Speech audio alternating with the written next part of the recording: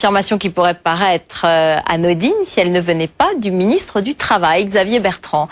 Un secret qu'il garde depuis 13 ans, depuis qu'il appartient au Grand Orient de France et qui fait la une de l'Express ce soir. Joanne Portal.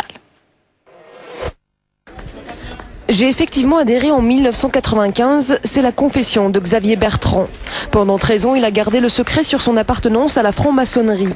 De moi-même, je n'aurais pas pris l'initiative de parler, mais certains l'ont fait pour moi.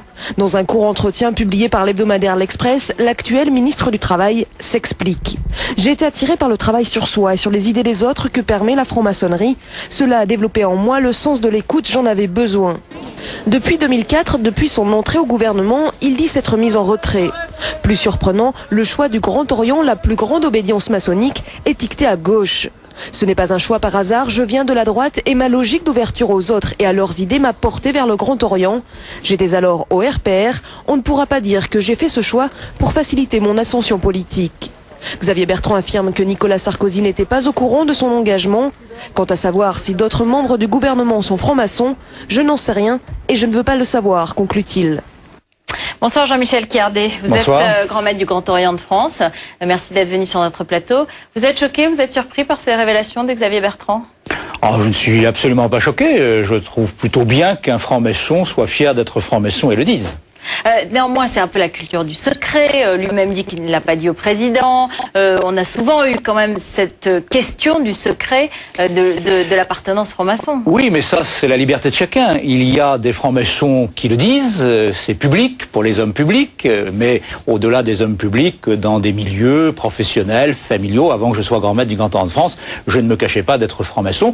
D'autres qui préfèrent garder cette appartenance pour eux-mêmes. C'est ce qu'on appelle le jardin secret. Donc il n'y a à cet égard aucune espèce d'obligation, même s'il me paraît, en ce qui me concerne, qu'il est plutôt intéressant de dire que l'on est franc-maçon pour montrer justement que les francs-maçons ne sont peut-être pas toujours ceux que l'on imagine, c'est-à-dire des gens qui comploteraient dans des lieux obscurs. Non, ce sont des gens très ouverts et qui ont envie tout simplement de se former eux-mêmes et puis de dire des choses sur l'évolution de la société. Mais vous appelez quand même à cette publicité, parce que c'est vrai qu'il y a beaucoup de questions qui se posent aussi quand on ne sait pas si un ministre est franc-maçon et qui négocie avec un syndicaliste qui peut aussi lui être franc-maçon, mais que finalement seulement les deux personnes le savent et pas les autres. Est-ce qu'il peut y avoir des connivences, des complicités? C'est tous les doutes et tous les soupçons qui peuvent peser. La maçonnerie, oui, mais ça c'est parce que c'est une mauvaise connaissance de la pratique maçonnique. Vous savez, il peut y avoir effectivement un membre du gouvernement et un syndicaliste qui soient tous les deux francs-maçons. Un juge ou un prévenu, oui, ça peut peut-être arriver. Ça ne change rien au fond.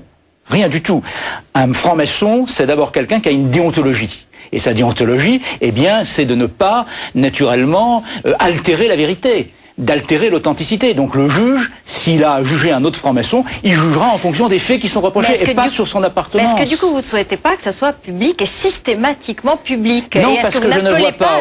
Mais pourquoi voulez-vous que l'on appelle à cette transparence pour les francs-maçons? Si on l'appelle pour les francs-maçons, alors il faudra dire si on va à la messe ou si on va pas à la messe. Si on est divorcé ou pas divorcé, si on est homosexuel ou pas. Non, ça serait véritablement une transparence qui ne serait pas démocratique, mais qui serait purement et simplement totalitaire. Chacun est libre de ses choix et chacun est libre de les dire ou de ne pas les dire. Alors, Julien Drey aujourd'hui a une déclaration importante en disant le camp laïque doit bientôt descendre dans la rue pour défendre les valeurs républicaines.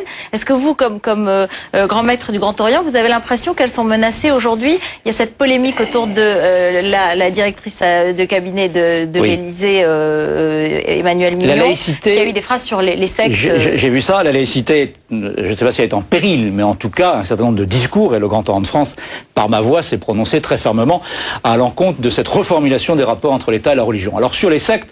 Alors je précise qu'Emmanuel Mignon a déclaré que les sectes étaient un non-problème en France et que la scientologie, elle pouvait s'interroger sur la présence de la scientologie dans cette liste, des propos qu'elle a démentis ensuite, mais qui laissent un peu un doute et qui laissent en tout cas qui provoquent des réactions. Alors les propos tels que je les ai vus et lus sont absolument scandaleux. Et je m'apprêtais à faire un communiqué demandant que les propos de Madame Mignon soient totalement désavoués, et je me demandais même si il était sain qu'elle soit maintenue à sa fonction.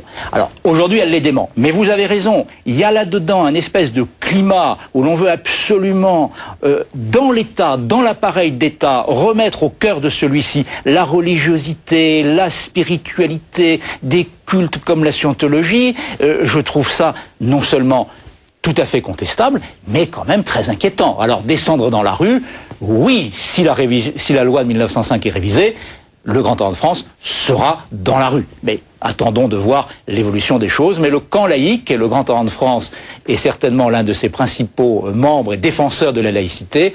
Le Grand Orient de France est naturellement prêt à aller jusqu'au bout de ses principes et de ses engagements. Merci beaucoup d'être venu sur notre plateau, Jean-Michel Quillardet. Donc je rappelle que vous êtes grand maître du Grand Orient de France.